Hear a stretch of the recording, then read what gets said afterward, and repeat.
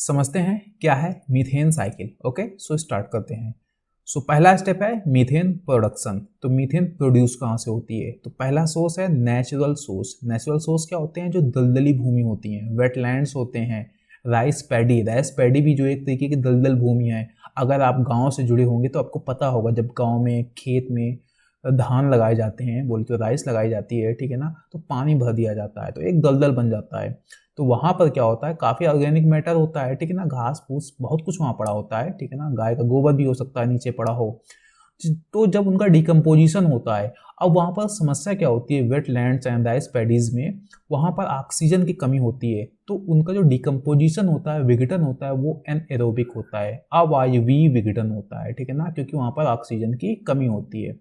सो जहाँ पर दलदल होता है ना, वहाँ पर मीथेन बहुत मिलेगी। क्यों? क्योंकि वहाँ पर जो भी ऑर्गेनिक मैटर होगा उसका एनएरोबिक डिकम्पोजिशन हो रहा होगा और फिर वहाँ से निकलती है मीथेन।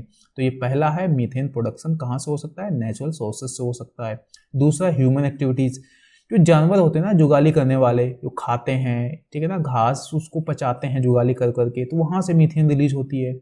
साथ में जो उनकी खाद, ठीक है ना, गोबर की जो खाद बनाई जाती है, तो जहाँ पर वो खाद बनाई जाती है वहाँ से भी मीथेन रिलीज होती है। इसके अलावा जो जीवाश्म ईंधन होते हैं, फॉसिल फ्यूल होते हैं, उनको जब एक्सट्रैक्ट किया जाता है, निकाला जाता है, ट्रांसपोर्ट किया जाता है, तो वहाँ से भी मीथेन रिलीज होती है। तो ये पहला स्टेप हो गया मीथेन प्रोडक्शन। आगे समझते हैं methane release.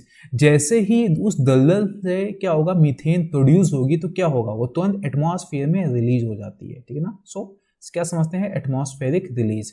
So once methane is produce it is release into the atmosphere. तो एटमॉस्फेयर में पहुंचेगी धान के खेत से, ठीक है ना, जहाँ गोबर का ढेर लगा हुआ है, या जो जानवर होते हैं जुगाली करके अपना खाना पचा रहे हैं, वहां से सीधे निकलेगी मीथेन और एटमॉस्फेयर में पहुंच जाएगी। और ये बात तो आपको पता होना चाहिए, it acts as a potent greenhouse gas. एक ग्रीन हाउस गैस है। अगर ग्रीन हाउस गैस है तो अगला इफेक्ट इसका क्या होगा, क्लाइमेट चेंज। आपको ये भी बता दें कि जो मीथेन होती है, इसकी जो कैपेसिटी होती है ग्रीन हाउस इफेक्ट को जनरेट करने की, वो काफ़ी ज़्यादा होती है कार्बन डाइऑक्साइड से, ठीक है ना। लेकिन इसकी अच्छी बात क्या होती है कि एटमॉस्फेयर में बहुत लंबे समय तक ये नहीं रहती है, ठीक है ना, ये अपनी साइकिल जल्दी कंप्लीट करती है, ठीक है। लेकिन जितनी देर ये रहेगी एटमॉस्फेयर में, इसकी काफ़ी ज़्यादा ग्रीन हाउस इफेक्ट जनरेट करती है अगर आप कंपेयर करोगे कार्बन डाइऑक्साइड से, ठीक है। लेकिन अच्छी बात है कि ज़्यादा देर नहीं रहती, इसका क्या हो जाता है, मीथेन ऑक्सीडेशन हो जाता है, ठीक है ना, एटमॉस्फेरिक ऑक्सीडेशन। जो एटमॉस्फेयर में जो OH आयन होते हैं उससे ये ऑक्सीडाइज्ड हो जाती है और किस में कन्वर्ट हो जाती है, लेस हार्मफुल, ठीक है ना, या जिसकी कैपेसिटी कम होती है green house gas effect generate करने की, बोले तो कार्बन डाइऑक्साइड और पानी में। अब पानी तो नुकसान पहुंचाएगा नहीं, कार्बन डाइऑक्साइड अभी भी ये ग्रीन हाउस गैस है, ठीक है ना, ग्रीन हाउस इफेक्ट जो है वो जनरेट करेगी, लेकिन उतना जनरेट नहीं करेगी जितना कि मीथेन कर रही थी, ठीक है ना।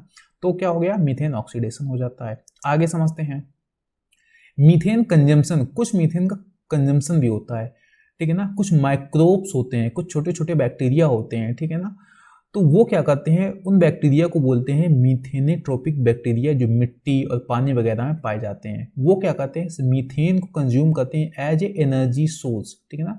जब भी उनको एनर्जी चाहिए होती है, तो चूंकि वहाँ पे ऑक्सीजन की कमी है जाके, ठीक है ना, तो वो मीथेन का यूज करते हैं एज ए एनर्जी सोर्स। तो जिससे क्या होता है, मीथेन को ये थोड़ा कंज्यूम भी करते हैं, ठीक है ना। तो कौन से बैक्टीरिया कंज्यूम करते हैं, मीथेनेट्रोपिक बैक्टीरिया, ठीक है ना।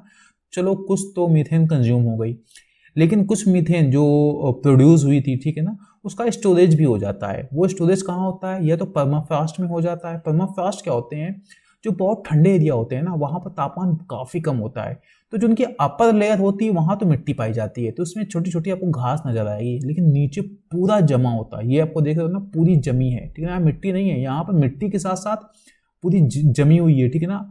इसमें आइस काफ़ी ज़्यादा है, इन्हें ही बोलेंगे परमाफ्रॉस्ट, ठीक है ना। ये कॉन्टिन्यूसली जमे रहते हैं, इस वजह से इनको बोलते हैं परमाफ्रॉस्ट। तो होता क्या है, यहाँ पर मीथेन लॉक हो जाती है, ठीक है ना, तो यहाँ पर स्टोर हो जाती है।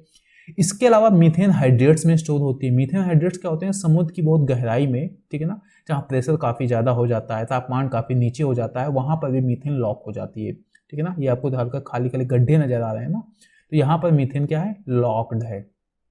इनको बोलते हैं मीथेन हाइड्रेट। तो दो जगह ये स्टोर होती है, एक तो परमाफ्रॉस्ट में स्टोर हो जाती है, दूसरा मीथेन हाइड्रेट में, ठीक है ना। इसको तो आप सोच रहे हैं एनर्जी के लिए भी इसका यूज करने के लिए सोच रहे हैं, ठीक है ना, मीथेन हाइड्रेट्स का। फिर भी आपको याद क्या रखना है, स्टोर कहाँ होती है, परमाफ्रॉस्ट में या फिर मीथेन हाइड्रेट्स में। लेकिन नुकसान क्या है, अगर मान लो जहाँ पर परमाफ्रॉस्ट है और जिस तरीके से क्या हो रहा है ग्लोबल वार्मिंग हो रही है, तो हो सकता है आगे चलकर यहाँ का तापमान बढ़ जाए। जैसे ही तापमान बढ़ेगा तो ये पिघल जाएंगे और जैसे ही पिघलेंगे मीथेन एटमॉस्फेयर में फिर से रिलीज हो जाएगी। ठीक है ना।